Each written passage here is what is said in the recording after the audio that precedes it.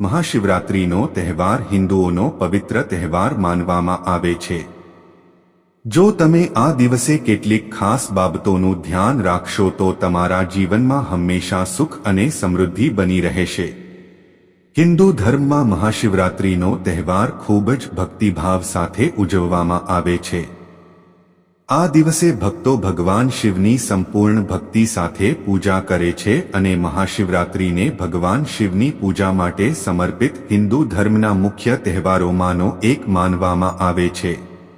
આ દિવસે શિવ મંદિરોમાં ભક્તોની ભીડ હોય છે અને લોકો શિવરાત્રિને યોગ્ય રીતે ઉજવવા માટે ઘણા ઉપાય અજમાવતા હોય છે.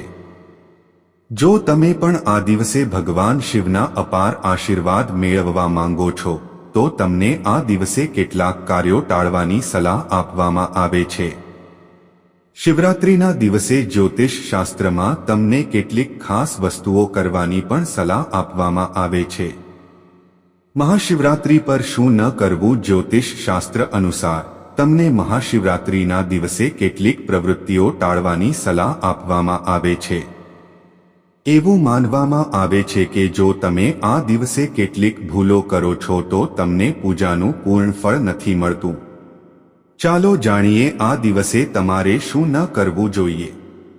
એવી માન્યતા છે કે મહાશિવરાત્રિના દિવસે ભૂલથી પણ માંસ કે દારૂનું સેવન ન કરવું જોઈએ. આમ કરવાથી તમને શિવની કૃપા નથી મળતી. જો તમે આ દિવસે ઉપવાસ ન કરો તો પણ તમારે કોઈ પણ તામસિક ખોરાક અથવા પીણાનું સેવન કરવાનું ટાળવું જોઈએ.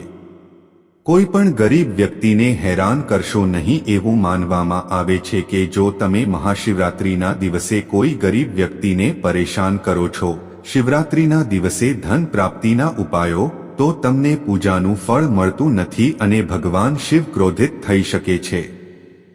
આ દિવસે ગરીબોને હેરાન કરવાને બદલે તેમને ભોજન કરાવો અને તેમની જરૂરિયાતની વસ્તુઓ આપો.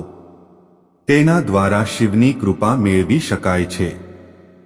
લડશો નહીં. મહાશિવરાત્રિના દિવસે જો તમે કોઈની સાથે ઝઘડો કરશો તો ભગવાન શિવ તમારાથી નારાજ થઈ શકે છે.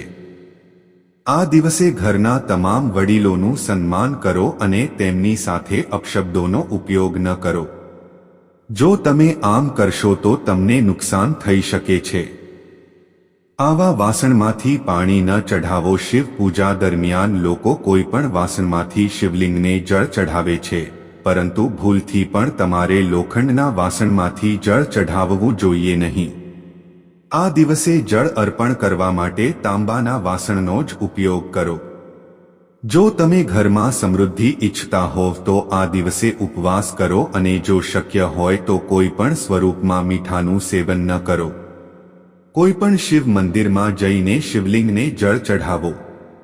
જો તમે મંદિરમાં ન જઈ શકો તો પણ ઘરમાં શિવલિંગને સ્નાન કરાવો અને તેને ચંદનથી શણગારો. શક્ય હોય તો ભગવાન શિવને કાચું દૂધ અર્પણ કરો.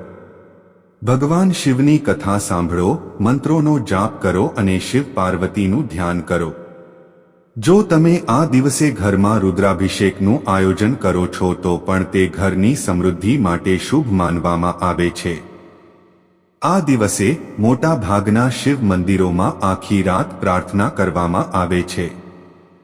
જો તમે દિવસની સાથે રાતની પ્રાર્થનામાં ભાગ લેશો તો તે તમારા માટે ફળદાયી રહેશે. શિવની પૂજા કરતી વખતે વ્યક્તિએ બિલ્વપત્ર, શિવલિંગ પર બિલ્વપત્ર અર્પણ કરવાના નિયમો: સફેદ ફૂલ, ગંગાજળ, પવિત્ર ભસ્મ, ચંદન અને દૂધ અર્પણ કરવું જોઈએ. શિવરાત્રિ પૂજાના અંતે ગરીબો અને જરૂરિયાતમંદોને પ્રસાદ, ભોજન, કપડાં અને અન્ય વસ્તુઓનું દાન કરો. જો તમે શિવરાત્રિના દિવસે અહીં જણાવેલા ખાસ નિયમોનું પાલન કરશો તો તમારા ઘરમાં હંમેશા સમૃદ્ધિ બની રહેશે અને અન્ન અને ધનની કમી ક્યારેય નહીં આવે.